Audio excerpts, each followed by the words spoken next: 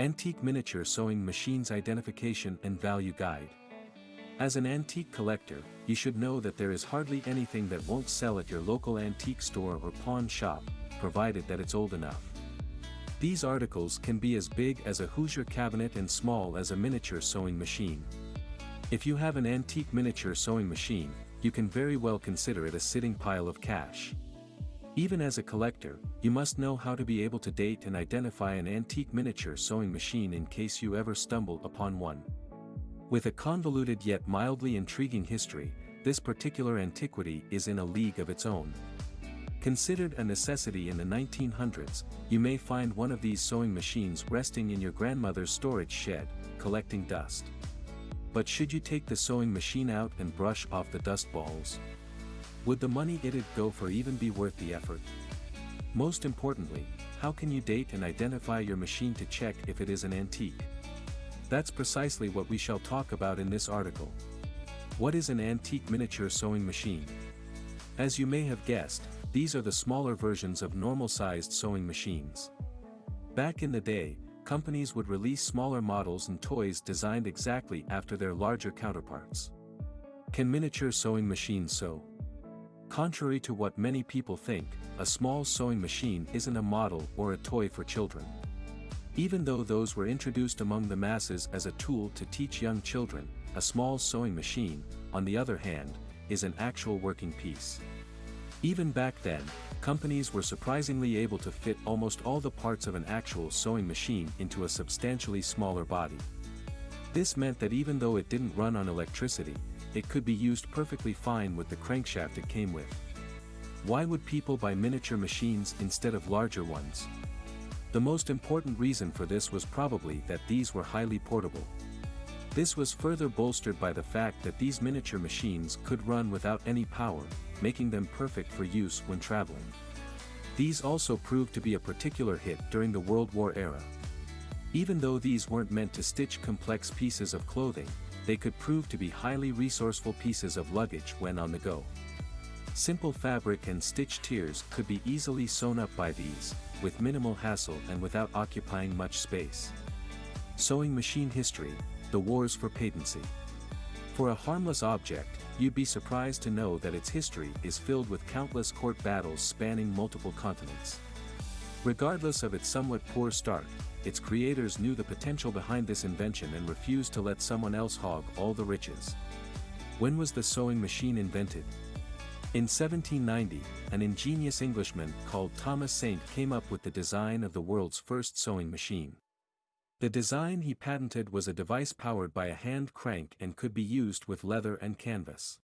Unfortunately, his design fell short at the patent stage, and he could never see the light of day. This probably owed itself to the patent's poor advertising by Thomas Saint. Improvements it received over the years. The efforts of Thomas Saint weren't in vain. From 1804 to 1842, several European inventors tried their hand at the sewing machine design, working on and improving the original patent. The first ever working model of the sewing machine was introduced to the world in 1829. Barthélemy Thimonier, a French inventor, made this possible with the help of Auguste Ferrand, a mining engineer. However, despite further improvements, Barthélemy Thimonier's machine did not gain much popularity. Wrestling for patency. In 1844, John Fisher took some of the best ideas of every sewing machine design at the time and merged them into a single new one. But due to his failure to file the patent properly, his work could never be finished. Within a year, Elias Howe, another European inventor, copied John's model. The only difference was the vertical fabric addition in Howe's machine. Unlike John, Howe successfully filed for a patent for his machine, which would prove highly beneficial. Entering the scene 6 years later was Isaac Singer, who used Howe's design and started making machines under the Singer brand name. Fortunately for Howe, he won the court case and his patent design. Consequently, for every Singer machine sold, Howe would earn $1. 5. Creation of the sewing machine conglomerate. After 5 years of such skirmishes and fights in courts over the intellectual property rights of sewing machines, the top 4 brands in America joined hands and formed a conglomerate in 1887. This included both the designs of Singer and Howe. This somewhat peaceful era lasted until 1887, when the patent ended. Any new sewing machine company that used a similar design in this period would have to pay the conglomerate a hefty sum of $15 per machine sold. The Singer came out on top after this period, owing to the improved design of their new machines and the fortune they spent on the advertisement of their products. By 1918, almost every industrial or home-based sewing machine in America had the Singer brand name. What sewing machine brands should you look out for? There have been countless sewing machine brands over the years. Some of these are still around today, but other companies may have closed down a long time ago. It's important to know what brand your miniature sewing machine belongs to. American brands: Singer, Kenmore, White, National Sewing Machine Company. As you may have guessed, Singer machines have the highest price tag among all of these brands. Unfortunately, apart from Singer, you'll find that all three companies have shut down a long time ago, due to various reasons. European brands: Bernia, Pfaff. These two European brands can still fetch you a good sum of money. Still popular to this day owing to their sturdy craftsmanship, these are among the manufacturers that still make some of the highest quality sewing machines. Japanese brands: Brother, Janome. These two brands kicked off after World War II when Japan. Brother is still considered to be one of the largest sewing machine brands of today. The fact after the 1950s, many of the Kenmore models were made by Janome shows how expansive the Japanese sewing machine industry is. Is it an antique or a vintage sewing machine? As a good rule of thumb, any sewing machine manufactured before the 1900s can be considered an antique. Such articles are rarer and tend to fetch a higher amount of sum. Vintage sewing machines, on the other hand, consist of all the ones made from the 1900s until the 1970s. After 1970, most of the devices produced used an inbuilt circuit board. Hence collectors classify such articles under the current category. Antique machines can be easily recognized owing to their exclusive stitching pattern and the fact that they use a treadle. Zigzag stitch. While most antique sewing machines couldn't create patterned stitches, this changed in the 1960s. Pieces like Kenmore 30-stitch, Singer 401, and 403A can be dated back to this decade due to their unique zigzag stitching pattern. These machines made use of hook systems or flat cams that allowed the zigzag pattern. Straight stitch. The standard stitch pattern on almost every antique sewing machine you find will be the straight stitch. While some may consider this to be a very limiting feature, it wasn't without its advantages. The fact that it didn't make use of any complex parts meant that these antique machines were extremely durable and long-lasting. The straight stitch could sew through fabrics thicker than today's machines can, throwing light on just how well-crafted these were. Sewing machines with treadle. A treadle is a foot pedal that allows for hand-free flywheel rotation. This addition meant that the crankshaft could be removed, allowing the hands to focus entirely on the stitching work. While a treadle was more common on regular-sized models than miniature machines, it should help differentiate your tiny sewing machine from its larger counterpart. First introduced in a sewing machine way back in 1830, the treadle sewing machines were the ones you'd find in almost every American home before the introduction of residential electricity. Identification of an antique miniature sewing machine. Only an authentic miniature sewing machine can be expected to be sold. Machines of poor quality or restored models will face drastically reduced demands and selling prices. You must recognize the make and model of your miniature sewing machine if you expect to sell it. Brand marking. Every machine brand would ornate their machine with a logo or a marking of their brand. The first course of action would be to locate and identify this insignia. The logo would be printed or bolted onto the body of many machines. If you can recognize the brand by looking at the logo, you're already one step closer to identifying your device. However, if the brand marking is missing or damaged, it will significantly lower the price and require proper restoration techniques to reveal the brand. Serial number. Once you have identified the brand, you should look for a serial number. This will tell you the exact year of make and the model of your miniature sewing machine. A serial number may be printed or bolted on the throat plate, right side, and even underneath the body. This works exceptionally well for Singer's machines, as they have an extensive online database on all the models to date.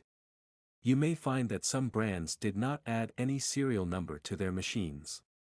This makes them extremely difficult to recognize, and may even require paid identification by an expert. Brand-specific special features. Most of the brands we discussed above have unique and distinguishing features that can be immensely helpful for the identification of your small sewing machine. Singer, the most famous American sewing machine brand, can be easily recognizable due to its distinct design and look. White machines have a standout feature of wooden tables with furniture-like carvings. Some machines by the Japanese brand Brother had cute stitching options, like a pattern that would stitch like a goose.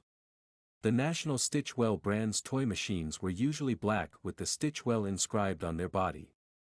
Muller brand usually made machines with hand cranks that looked similar to Singer. However, their devices were primarily black and incorporated a much simpler design.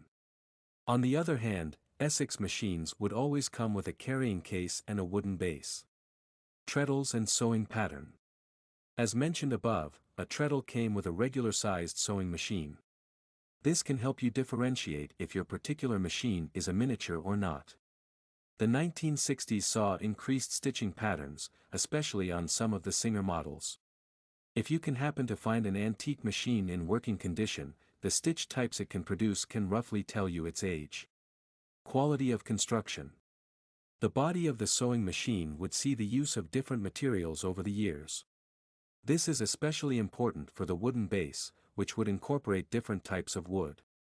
Successfully recognizing these materials and linking them to the year of manufacturing and the company that used such materials can massively help you in their identification.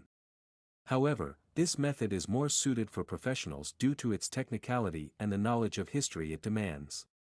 Dating of a sewing machine. There are several methods to date your sewing machine. Online database. This works particularly well for Singer machines. Locate the serial number on your machine and compare it with the online database provided by the Singer. It'll give you all the information you need about your model. Reverse image search. Google provides users with a way to search using an image. Plug in a picture of your machine and see which results online resemble your sewing machine the most. Owner's manual. If your machine still has an owner's manual, then by far, the easiest method would be to go through it and see its year of make and model. Official appraisal.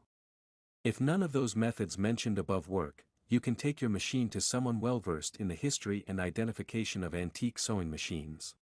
Alternatively, you can post a picture online. People on platforms like Facebook and Reddit will come to your aid in dating your sewing machine. Value guide for miniature sewing machines. The price your miniature sewing machine will fetch depends on several factors. As a rule of thumb, the older, rarer, and more well-conditioned your machine is, the higher it will sell for. Year of manufacture. The most important thing when identifying an antique miniature sewing machine is to get a gauge on its year of manufacturing. This can be quickly done by tallying the serial number, an owner's manual, or a stamped year of production. Older machines sell for more money, with machines before the 1900s going for as high as $2,000. Early 1900s machines can fetch you around $500 to $800 in the market. Operation. Regardless of its condition, you should try to check if the machine you have can run or not. Machines in working conditions may tend to go for a slightly higher sum of money. Try putting the machine through a simple stitch on any piece of cloth. If the stitch pattern is intact, you've got on your hands a relic of the past that still functions. Please don't be shy to ask for a higher price for it. Physical condition. As you may have guessed, the better the condition of your machine, the higher you can sell it. Try looking for any dents, chips, stains, or rust. If there is any sort of dust or grime on your machine, that can be cleaned with a wet cloth. Be careful not to damage any printing on the device. Household detergents are a definite no-go if you want the machine to look as original as possible. Rarity. Some sewing machines are challenging to come by and are considered collector's items. If you are lucky enough to stumble upon one piece, expect upwards of $500 for it. A Singer machine, if it's a rarer model, will fetch you nearly $1,000. That's why it's essential to identify the make and model of your miniature sewing machine. Type of sewing machine. Of the two major types of sewing machines, the domestic models are higher priced as compared to more heavy-duty industrial ones. Examples of miniature sewing machines auctioned. There are multiple examples of antique miniature sewing machines sold at exorbitant prices, all because of the value collectors give to them. Singer Featherweight. This specific Singer model was prevalent back in the day. Due to the compact and easy-to-use design, beginners preferred to learn sewing on it. It has a lightweight aluminum frame and comes in a portable carrying case. The Singer made good use of the compactness of this machine by adding the carrying case, adding to the ease and portability. The Featherweight was manufactured between 1933 to 1968 and went for $200 to $400 in the market. This eBay listing has this particular model for around $300. Singer Sew Handy Model 20. The Singer Sew Handy Model 20, also termed a midget model by Singer, was primarily manufactured for college girls. Don't let its tiny size fool you. It can still allow for small mends and repairs in clothing, making it perfect for on-the-go sewing. It has a carrying case, so be on the lookout for one if you buy this model. The small clamp below it allowed firm attachment to any table or surface. Produced in the 1910s, expect this model to go in the market for around $120 to $180 in the antique market. A Sew Handy Model 20 in immaculate condition was spotted on eBay for $150. Conclusion. When it comes to antique miniature sewing machines, it is essential to know their convoluted history and the various brands that rose to stardom and then died out. Identification and dating of a sewing machine are essential for its pricing. We talked about all the techniques you can incorporate to find the make and model of your particular machine. This brings us to the end of this guide. Thank you for reading.